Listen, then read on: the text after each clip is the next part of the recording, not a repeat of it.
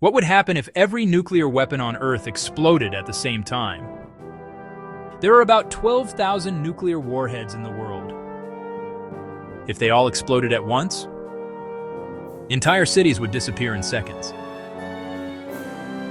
But the real danger would come after. Massive clouds of smoke would rise into the atmosphere. They could block sunlight across the planet. This could trigger something called nuclear winter.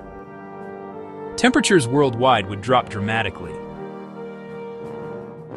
Do you think humanity would survive? Comment yes or no and subscribe for more what if videos.